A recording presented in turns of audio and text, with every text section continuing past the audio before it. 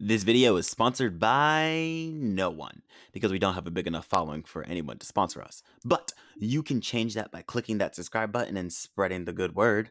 Hashtag help a brother out. Thank you.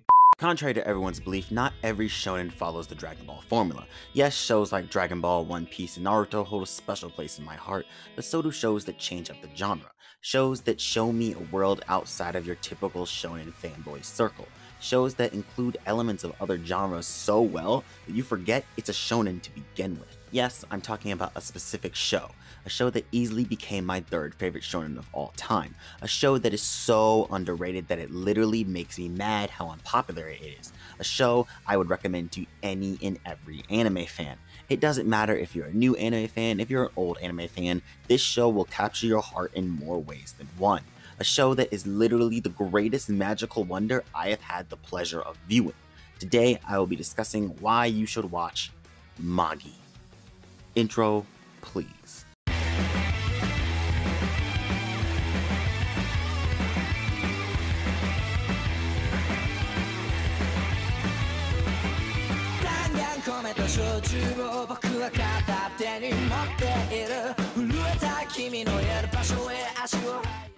Hey guys, I'm RJ Lane, and this is On The Rise, where we discuss anime and video game related topics. And this is Underrated Fever, a series on the channel where I break down underrated shows so you can go watch them.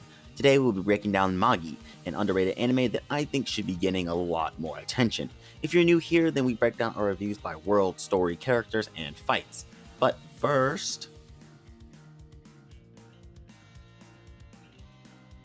Magi, or Magi the Labyrinth of Magic, for those of you who have never heard of it, is a 2009 manga written and illustrated by Shinobu Otoka. The manga would receive an anime by the same name in 2012 and a season 2 named Magi the Kingdom of Magic in 2013. The manga also has a spin-off manga called Magi the Adventures of Sinbad, and that manga would receive a 5-episode OVA series in 2014 and an anime series in 2016. So yeah, for an underrated anime, it sure does have a lot of content. By the way, if you're curious about the watch order, let me know in the comments below and I'll get started on that. Either way, with the amount of anime content, you should have a decent time with this series. The story follows a young boy named Aladdin as he enters an alternate recreation of our very own ancient world. However, this world has giant towers called dungeons, and it is said that one who enters these dungeons will receive the ultimate treasure. Aladdin meets Ali Baba, a young man with a hilarious greed for money, and the two find themselves journeying into this dungeon and discovering its secrets. If you couldn't tell, the anime takes a lot of story elements from old literature like 1001 Arabian Nights, which includes tales of Sinbad, Aladdin, and Ali Baba. But what makes Magi so great? Let's start with the world.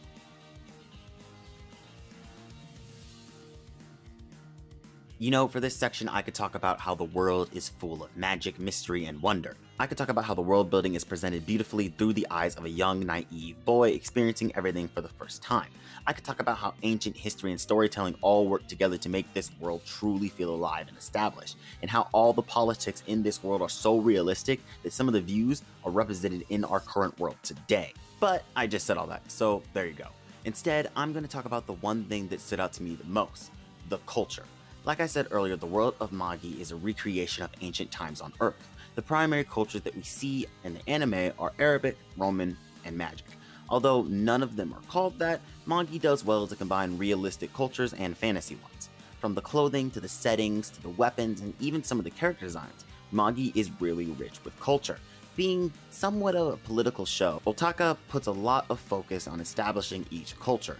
You learn the people's daily lives, the food they eat, their traditions, struggles, and even their history. This makes the world truly feel alive and gives the sense of a true adventure. This isn't a world that's being created as we go, it's a world that has already been created and the characters are trying their best to live in it. This opens the story up to much more realistic struggles, believable solutions, and actual connections to the characters.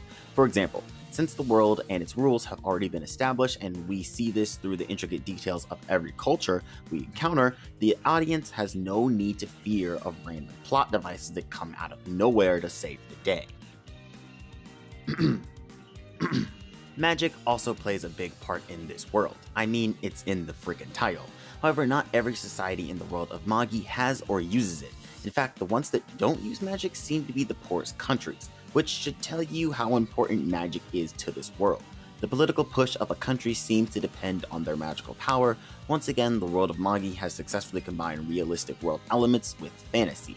The world is alive, well established, and all around just plain interesting.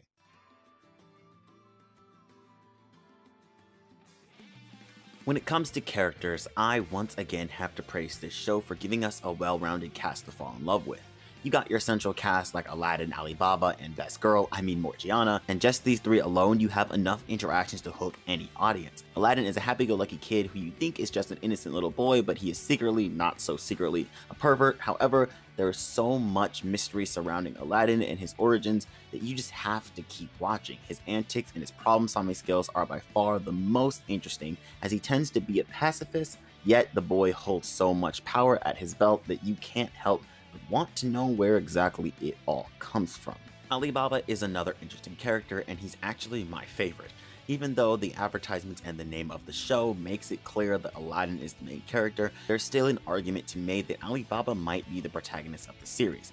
For a majority of the first season, we spent a lot of time developing Alibaba more than Aladdin, and it's not really till the second season that Aladdin gets some valued screen time, and even then Alibaba gets just as much. And this truly isn't a problem. Their duo feels more like a duo because we know both characters so well, because they are established as independent factors to the story rather than just support characters for each other. Alibaba adds the comedic element to the show, which is a very fun take on how to use your main character. In most shows, they have specific characters or characters for comedic effect, but Magi decides to give its main cast a little more personality by also making them hilarious to watch. Alibaba and Aladdin both are great characters in their own right, but another interesting character that makes the group is Morgiana, or Best Girl. Fight me. The reason why Morgiana is not only Best Girl, but also one of the best characters in the whole series is because out of all the characters, she experiences the greatest change. Without spoiling too much, Morgiana meets Aladdin and Alibaba as a slave for nobility and is set free by the two. Normally in anime, this is when your character will pull a whole 180 and become some other person who is now set free from their previous shackle. But Magi took a more realistic approach and continued to explore the effects of slavery through Morgiana's mind. We see that even with her chains broken, her mental state is not so easily changed. Morgiana goes through this mental struggle for most, if not all, the 2 seasons she's in. This reinforces that even though Morgiana has friends who are willing to help her, that she is not some damsel in distress waiting to be saved. That ultimately the only person that can save her is herself. And when confronted with this reality, she must either stand up for herself or no one else will. And she, spoiler, go watch the show. But Morgiana's character is something that we really don't see in a lot of anime, especially in female characters. And that's why she will always be Best Girl when it comes to this series. Fight me. Now, there are other interesting and more well-developed characters outside of the main 3, like the adventurous yet somehow mentally flawed Emperor that is Sinbad, or one of the best anti-heroes in all of anime, way better than Sasuke, Hakuryu. Also, it's so fun to see the different kingdoms interact and how many personalities, ideals, and political agendas this show has. Seriously, by watching these characters, you will find out exactly how hard it is to govern a single country.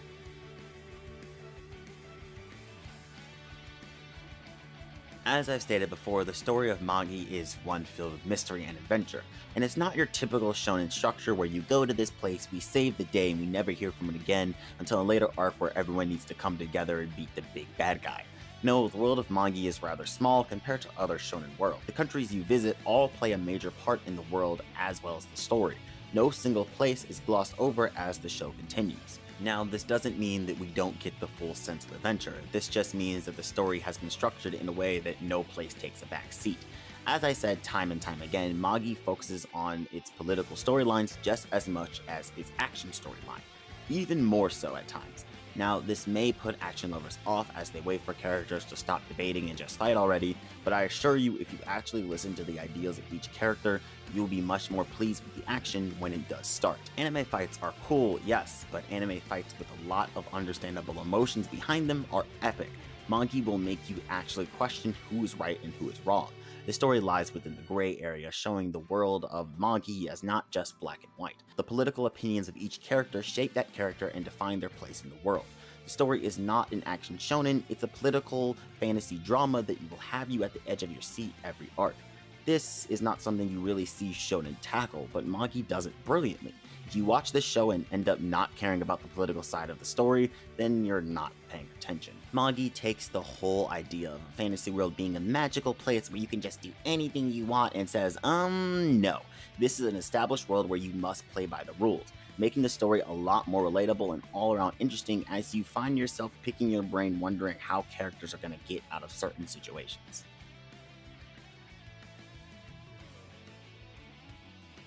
Now, I know I just spent a good amount of time talking about how the show is more political oriented than action, but my god, when the action does start, you better be ready for it. The action scenes are nothing to sneeze at, being some of the best Sakuga I've seen A1 Pictures put out. As I said earlier, anime fights are cool, but anime fights with a lot of emotion behind them are epic, and Magi fights are just that. Not only does Magi do a good job at showing you how much your favorite characters have grown, but it also does an amazing job at establishing a power system. Most of the epic fights come from people known as Jin users, sorry if I pronounced that wrong, and these users have epic designs and abilities. Let me tell you, the payoff of seeing these users in action is worth every minute, and the fights are so well choreographed and flashy that any action fan would love every minute. Also, pray that the show gets to season 3 because the best fight of the series, hands down, is still in the manga only.